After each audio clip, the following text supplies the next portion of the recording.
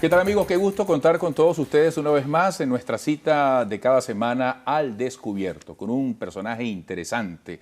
Siempre vamos al fondo de su historia, de su pasado, y hoy particularmente hemos preferido traer a un técnico, a un conocedor de la materia económica, docente con muchísima experiencia, con muchísima preparación aquí en nuestro país y también en el exterior.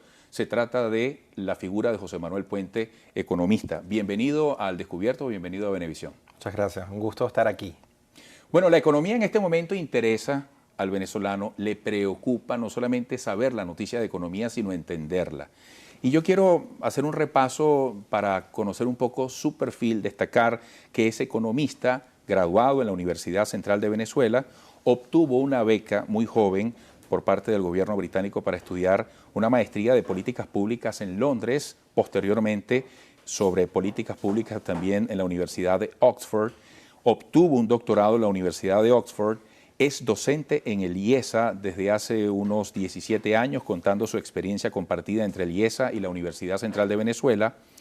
Es hoy académico visitante en la Universidad de Oxford, donde se dedica a temas de investigación económica referidos al país.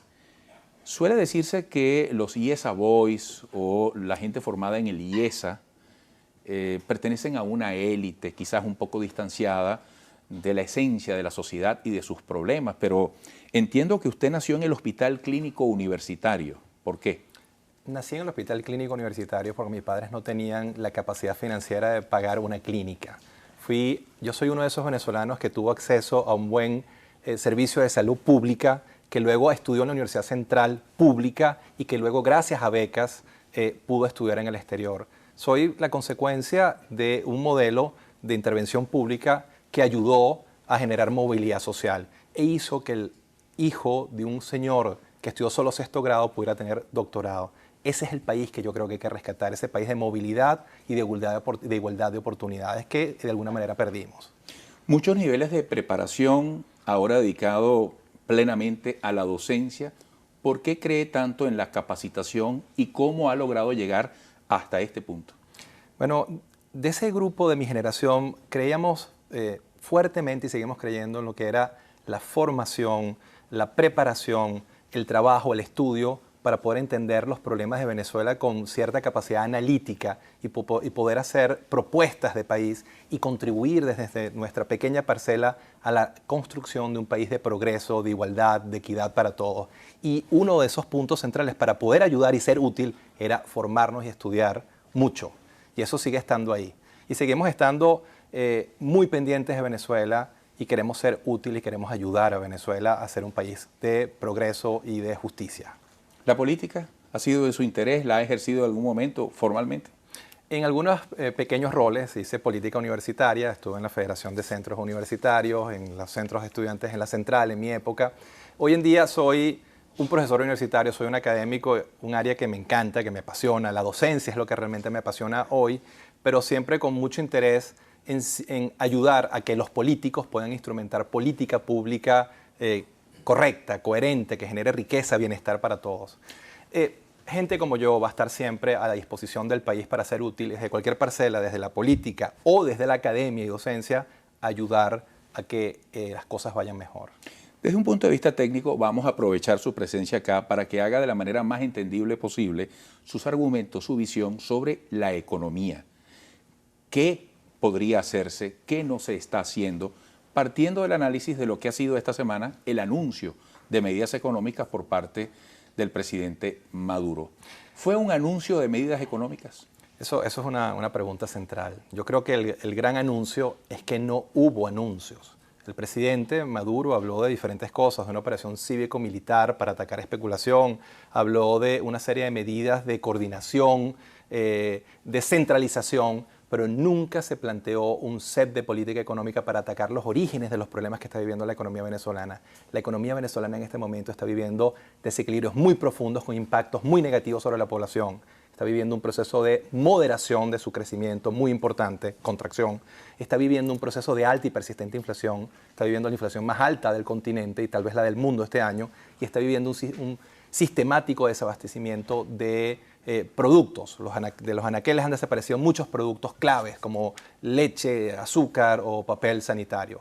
Y esos problemas requieren de medidas, de decisiones de política económica que ataquen los orígenes de los problemas, y lo que el presidente planteó el día de ayer fueron simplemente un grupo de comentarios que para nada son un programa económico.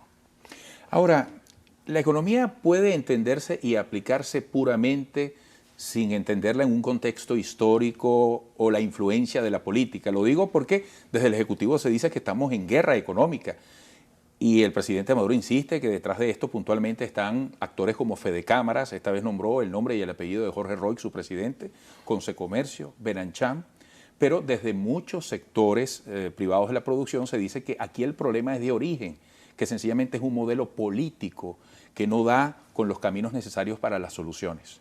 Aquí básicamente, Eduardo, en mi percepción hay una falla de gobierno, un problema de gobierno, un gobierno que no tiene la capacidad de visualizar los problemas, de visualizar un set de política económica y atacar los orígenes del problema.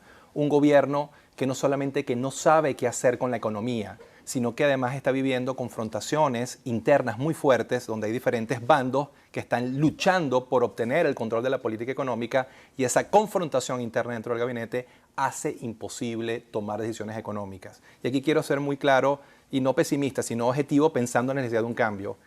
Estamos autodestruyéndonos, estamos destruyendo el aparato económico venezolano. En los últimos solo 8 o 10 meses hemos hecho que el tipo de cambio del mercado negro sea 8 veces el tipo de cambio oficial. Y en la medida que ese tipo de cambio negro sigue subiendo, se siguen dando impactos muy duros sobre inflación, sobre abastecimiento y sobre capacidad de compra de los salarios. El gobierno tiene que generar un consenso interno, establecer un set de política económica, instrumentándolo donde ataque los orígenes del problema. Yo ahorita puedo hablar de alguna parcela específica en un rato de que, por ejemplo, qué debería ser en el ámbito cambiario, el gran desequilibrio que vive la economía venezolana en este momento. Parlamentarios del oficialismo dicen que 65% de la producción nacional está en manos del sector privado, que a la vez están influidos por grupos poderosos y parasitarios. ¿Cómo hay que ver esa fortaleza o esa debilidad del sector privado y la conjunción con el esfuerzo del sector público? No siempre el sector privado y el mundo empresarial ha jugado el rol que le ha tocado jugar, y eso es un hecho. No todos nuestros empresarios son los empresarios que quisiéramos tener para poder generar productividad, innovar y tener una producción robusta. Pero también es muy cierto que, sobre todo en la coyuntura actual, el set de política económica que ha instrumentado el gobierno, caracterizado por controles de precio, controles de cambio, controles de tasas de interés, sistemáticas expropiaciones, nacionalizaciones, ha generado un ambiente de negocios muy nocivo que básicamente ha expulsado grandes volúmenes de inversión directa extranjera y inversión nacional. Hoy Venezuela tiene los flujos de inversión directa extranjera más bajos del continente. Venezuela no puede crecer porque depende esencialmente de petrodólares para poder crecer. Perú, México, Brasil están creciendo a altas tasas porque están logrando captar grandes flujos de inversión extranjera directa, y junto a lo que puede hacer lo público, lo privado nacional e internacional están apalancando crecimiento, generación de riqueza y redistribución de la riqueza. Fijación de precios, esa es la etiqueta del PVP, precio de venta al público, y se habla de controles con una fusión cívico-militar. Eso es viable porque venimos ya con controles, con listas de regulaciones, productos regulados que según muchos consumidores no cumplen con esa normativa. Por eso, la economía venezolana está viviendo fortísimos desequilibrios, y la respuesta del gobierno, dada ayer en el mensaje del presidente, es: vamos a tener más controles, vamos a centralizar más decisiones, vamos a burocratizar más el proceso. Pero con eso no atacas el origen del problema, lo que puedes hacer es probablemente agudizarlo. Tú necesitas tomar decisiones. En el ámbito cambiario, por ejemplo, tienes un problema clave. Tienes un tipo de cambio tremendamente apreciado, un tipo de cambio en 6.30, y a 6.30 se hace simplemente imposible generar equilibrio entre oferta y demanda de dólares. ¿Qué es lo obvio ante ese problema? Tienes que ir ajustando paulatinamente ese tipo de cambio hasta que lo lleves a un tipo de cambio real de equilibrio, porque a 6.30 no existe ninguna posibilidad de generar equilibrio entre oferta y demanda. Es decir, lo que quiero plantear esencialmente es que hay un problema serio económico, hay un desequilibrio económico muy serio, y hay que optar por opciones de política económica para atacar esos problemas y generar equilibrios virtuosos. con controles, con regulaciones, con centralización, con burocratización del proceso económico venezolano aún mayor al que tienes, no vas a resolver los problemas de los venezolanos. Centralización, pregunto, es por ejemplo el Centro Nacional de Comercio Exterior que va a canalizar desde el Ejecutivo, por ejemplo, toda la materia de divisas y de importaciones, exportaciones. Por ejemplo, esa es una medida muy clara. Entonces, eso puede estar bien, pero eso tiene que venir acompañado con un CEP de política económica, con un ajuste paulatino del tipo de cambio, con la creación de un mercado que le pueda generar competencia al mercado negro, un CICAT que pueda estar suministrando y entregando dólares de manera fuerte, decisiva. 3, con la legalización del mercado negro. Yo creo que hay que legalizar ese mercado, permitir que empresas multinacionales vayan a él a comprar dólares para repatriar dividendos, pero además muchos dólares del resto del mundo vengan y alimenten los dólares que requiere el aparato productivo. Hace falta una coordinación entre política monetaria y fiscal, coordinación entre el BCB, el Ministerio de Finanzas, para poder generar consistencia económica y no generar excedentes de liquidez que se vayan al mercado negro. Es decir, tienes que hacer una cantidad de cosas, medidas específicas muy claras, para después en una segunda etapa, 2, 3 años, poder desmontar el control de cambio e ir a un esquema con un solo tipo de cambio competitivo como es lo que tiene el resto de América Latina. Puente, tenemos que ir a la pausa. CADIVI, SITME, SICAT, subastas. Hay una amplia diferencia entre el dólar oficial y el mercado paralelo. En esta misma silla, Rafael Ramírez decía hace 2 semanas que se iba a acabar con el mercado paralelo en el país. Por favor, al regreso nos explica cuál sería el camino para una premisa de esas características. Estamos con el economista José Manuel Puente, hoy al descubierto.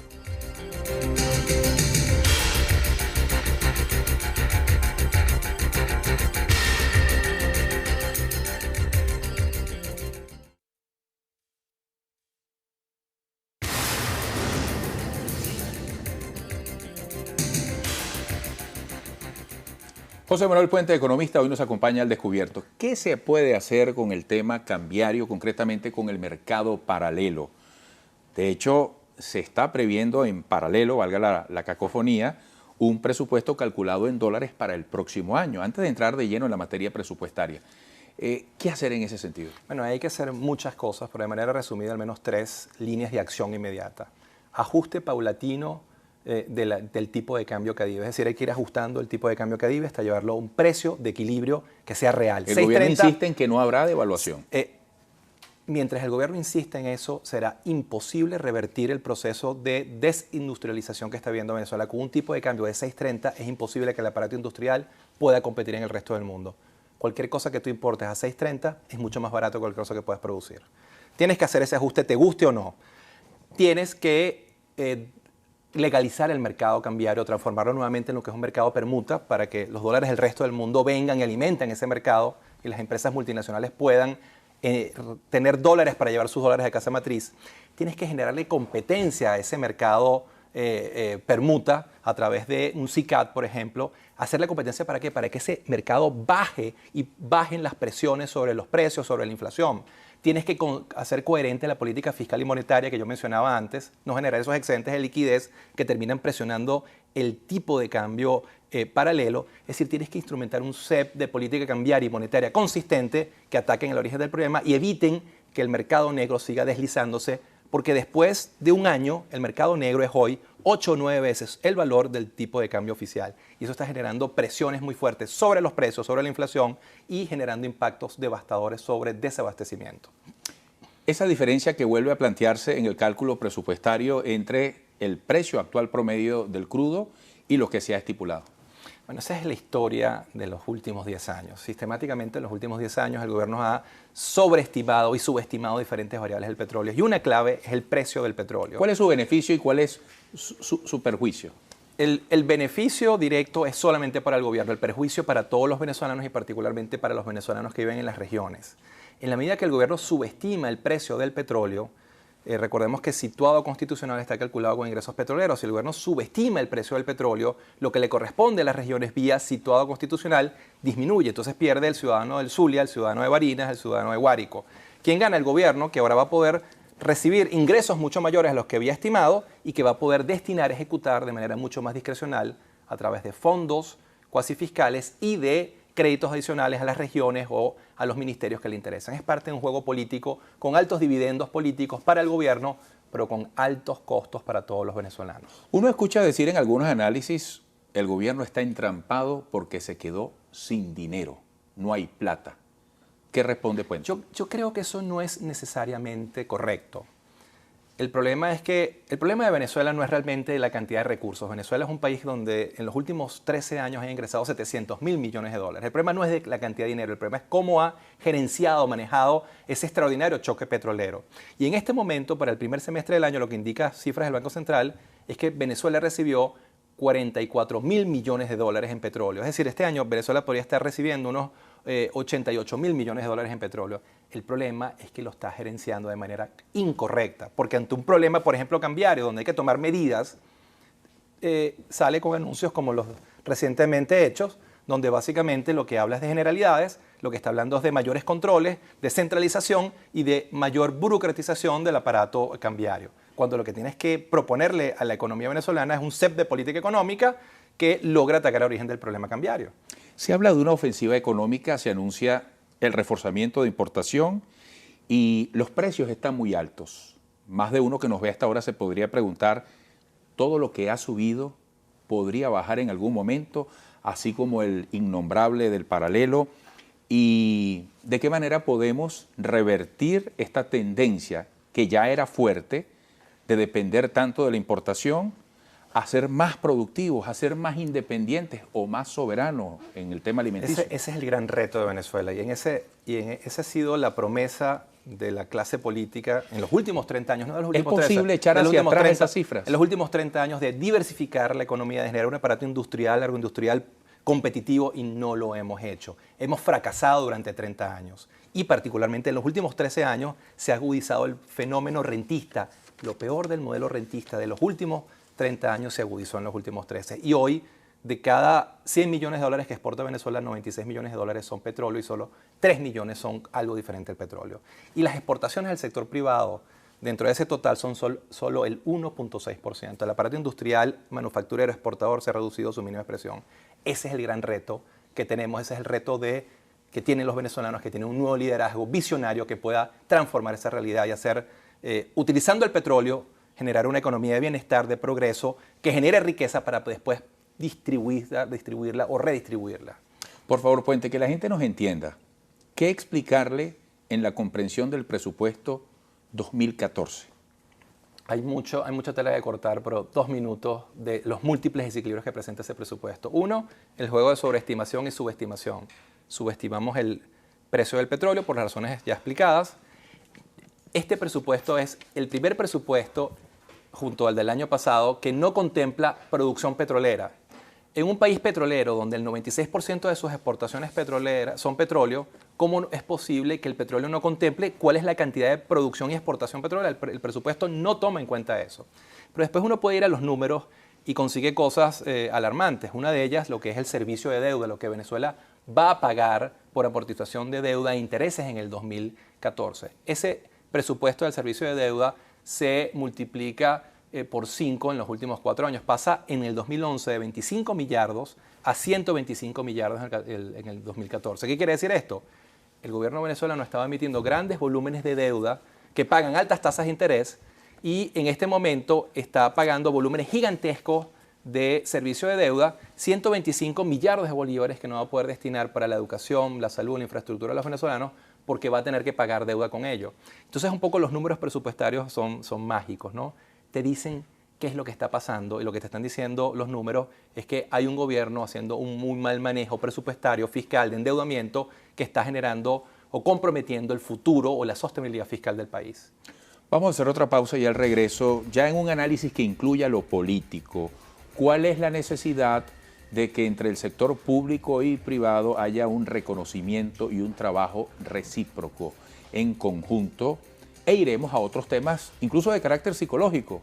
Yo me enteré hoy que hay una materia que se llama psicología económica, porque se está haciendo un llamado a la gente para que no compre de manera nerviosa. ¿Cómo se le pueden tranquilizar los nervios al país en ese sentido? Regresaremos con José Manuel Puente.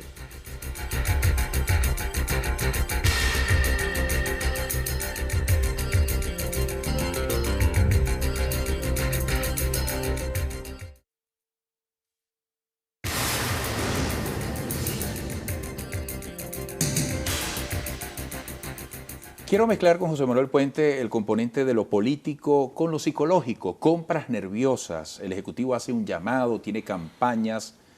¿Se le pueden tranquilizar los nervios a la gente en ese sentido? Bueno, se pueden hacer o recomendarle cosas, pero una actitud que rompa esta suerte de círculo vicioso. Bueno, al final el deber de un Estado es generar las condiciones óptimas para que se dé pleno abastecimiento de bienes, de todos los bienes y servicios que requiere la economía, y eso tiene que ver en esencia con producción. La razón fundamental explicando los niveles de escasez es la caída sistemática de la producción. En los últimos 13 años, y esto es irrebatible, en los últimos 13 años el sector con la menor tasa de crecimiento de la economía venezolana ha sido el sector industrial, agroindustrial venezolano. Cada vez produces menos, dependes cada vez más de las importaciones para abastecer a tu mercado y obviamente eso genera dos efectos muy negativos. Uno, desabastecimiento, y el otro, inflación.